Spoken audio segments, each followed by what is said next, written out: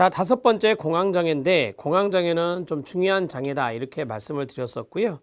갑자기 엄습하는 강렬한 불안을 뜻하는 공황발작을 반복적으로 경험하는 것이다. 그래서 공황발작이 반복적으로 일어났을 때 우리가 공황장애다 이렇게 이야기합니다.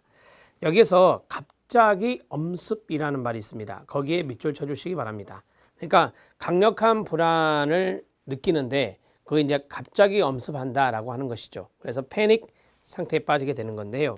공황장애는 혈액 속의 CO2, CO2는 이산화탄소라고 하잖아요. 이 수준의 예민한 생물학적 취약성, 과잉호흡, 그다음에 CO2 수준의 변화에 대한 생리적인 오해석, 우리가 이제 파국적 오해석이란 말이 있어요. 그래서 이런 오해석에 의해서 유발될 수 있다는 생물학적 이론에 제시하고 있습니다. 인지적 이론에서는 불안으로 인한 증폭된 신체 감각을 재난적인 것으로 잘못된 해석, 이런 것들을 파국적 오해석이라고 해요. 우리가 인지적 왜곡 오류 중에 파국화가 있거든요. 파국화가 바로 재앙화입니다. 그래서 이런 불안으로 인한 증폭된 신체 감각을 재앙적인 것으로 잘못 해석하는 가로 파국적 오해석이 공황발작을 유발한다고 봅니다. 인지적 이론의 입장은 그렇다 이 말이에요. 일반적으로 공황장애에는 불안을 조절하는 복식호흡과 긴장이완, 신체 감각에 대한 파국적 오해석의 인지적 수정, 두려운 상황의 점진적 노출로 구성된 인지행동치료, 거기에 밑줄이요. 인지행동치료가 효과적인 것으로 알려져 있습니다. 그래서 복식호흡과 긴장이완, 이거는 이제 이완을 획득하는 거죠. 아무래도 불안하니까. 그다음에 두 번째는 파국적 오해석의 인지적 오류를 수정해야 되겠죠. 이런 것들을 인지적 수정이라고 하고요.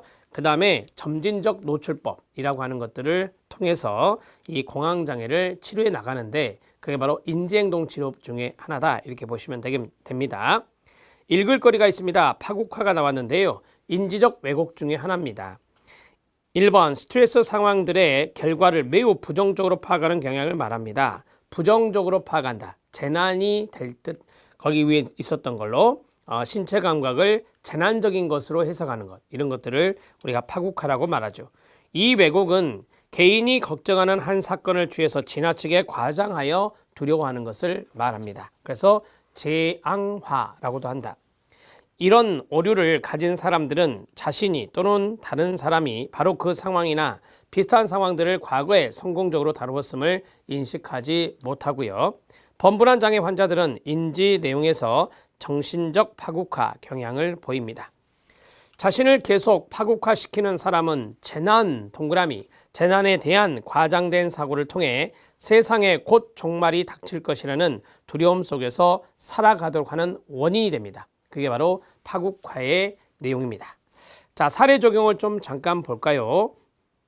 이 사례 적용은 바로 공황장애의 사례가 됩니다. 사례 적용에 별표를 쳐주시기 바랍니다. B양은 19세 고등학교 3학년 학생이었는데 어느 날 도서관에서 밤늦게까지 공부한 후 집으로 가기 위해 버스를 탔습니다. 버스에는 많은 사람들이 있었고 B양은 가방을 든 채 서 있었습니다. 버스가 터널로 들어가서 중간 정도를 지나갔을 때 B양은 갑자기 가슴이 답답하고 심장이 빨라지고 질식할 것 같은 느낌이 들었습니다. 몸에는 진땀이 났고 곧 죽을 것 같은 공포와 불안이 밀려왔습니다. 이러한 증상이 10분 정도 지속되다가 서서히 좋아졌습니다. 자, 여기까지 가로 닫고요. 이러한 것들을 우리가 공황발작이라고 하는 것이죠. 공황장애의 어떤 증상들, 이런 것들을 좀 생각하시면 되고요. 자, B양은 버스에서 내려 급하게 부모님께 전화했고 함께 야간 응급실로 가서 진단을 받았지만 특별한 이상 소견을 찾을 수가 없었습니다. B양은 그 이후에도 가끔씩 갑작스럽게 나타나는 증상 때문에 학업에 큰 지장을 받고 있습니다. 이런 것들이 바로 공황장애의 어떤 측정에서 나올 수 있는 것이다. 이렇게 보시면 됩니다. 자, 심화학습을 좀 잠깐 보시죠. 심화학습에 보면 이와 연관된 것들이 좀 들어 있습니다. 사례 적용과 연관된 것들이. 자, 공황장애에 들어갑니다. 신체를 보호하기 위해 일어나는 일종의 투쟁이나 도피 반응으로 응급 반응의 일종인데 실제적인 위협 대상이 없는데도 일어나는 겁니다. 죽거나 미치거나 자제력을 잃을 것 같은 공포감이 동반될 수 있습니다. 공포감의 동그라미. 대개 공황장애를 앓는 사람들은 갑자기의 동그라미 나타나는 신체적 증상에 대해 무슨 큰일이라도 일어날 것 같은 위험 상황으로 인식하는 경향이 있습니다. 공황장애 발병 연령은 25살 정도고요. 여성이 남성보다 2배에서 3배 더 많이 발생하고요. 어느 연령대에서나 나타날 수 있는 것으로 알려져 있습니다. 4번 체킹. 성비 잘 알아놓으세요. 남성보다 여성이 더 많이 나타난다는 거. 급성 심장병의 심장발작, 뇌졸중, 질식사, 돌연사 등 신체 건강상의 위중한 문제와 관련된 것처럼 느껴지는 갑작스러운 신체 증상이 나타나기 때문에 환자가 신체적 진료에만 의존하는 경향이 있으나 신체 검사에서는 앞에서 말씀드린 대로 이상이 나타나지 않습니다.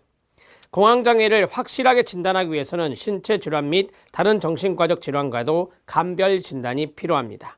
원인을 보면 생물학적 원인, 유전적 요인, 심리사회적 요인들이 있습니다. 자, 생물학적 요인을 보면 뇌의 구조와 기능의 생물학적 이상에서 비롯된다고 합니다. 교감신경계의 주요 신경 전달 물질인 노르에피네프린을 분비하는 청반핵이라는 뇌 부위의 이상에서 비롯됩니다. 자, 2번 체킹해 주시기 바랍니다. 청반핵의 동그라미요. 청반핵이라는 뇌의 부위에 이상이 있을 때 바로 공황장애가 발생한다. 유전적 요인을 보면 임소공포증을 동반한 공황장애의 경우 유전적인 영향을 더 많이 받는 경향이 있습니다. 공황장애 환자의 직계가족에서 나타날 가능성이 더 높고요. 쌍둥이 연구에서 일란성 쌍생아인 경우에 끊어요. 이란성보다 공황장애에 대한 일치율이 더 높습니다. 일란성일 경우 더 높다는 거.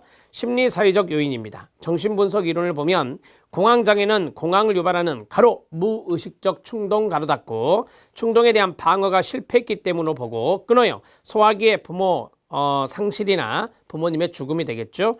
자, 분리불안의 경험을 중시하는 겁니다. 행동이론은 불안은 부모 행동에 대한 모델링이나 조건 반사의 과정을 통한 학습된 반응으로 보고 있습니다. 인지이론은 앞에서 말씀드렸습니다. 공황장애는 사소한 신체 감각을 지나치게 과대평가하고 확대 해석하여 파국적인 사고로 발전시킴으로써 극도의 불안인 공황에 도달한다는 것입니다. 3번 체킹해 주시기 바랍니다. 자, 공황장애에 의한 신체적 증상을 보면 첫 번째 과호흡 밑줄, 두 번째 생리현상, 세 번째가 기타인데요. 자, 과호흡 들어갑니다. 앞에 사례 적용했던 것들 정리해 두시면 됩니다. 숨을 너무 빨리 쉬거나 너무 깊이 쉰다든지 호흡곤란, 가슴이 답답함, 질식감이 나타납니다. 자, 2번 체킹해 주시고요. 3번 어지러움, 머리가 무거움, 손발의 저린 감각, 다리에 힘이 없음, 가슴이 두근거림, 가슴이 당기거나 아픔 등의 증상이 나타나게 됩니다.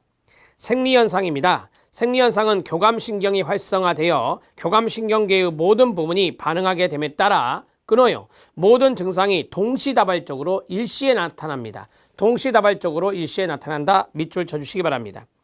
교감신경계가 활성화되면 심장혈관계도 영향을 미쳐서 심장 박동수나 강도가 증가하게 됩니다.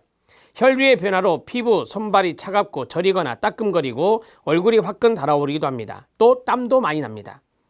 자, 기타, 입마름이나 구토나 거북함이나 변비나 통증이나 떨림이나 눈동자가 커지는 것이나 눈부심 등의 증상이 나타나게 됩니다.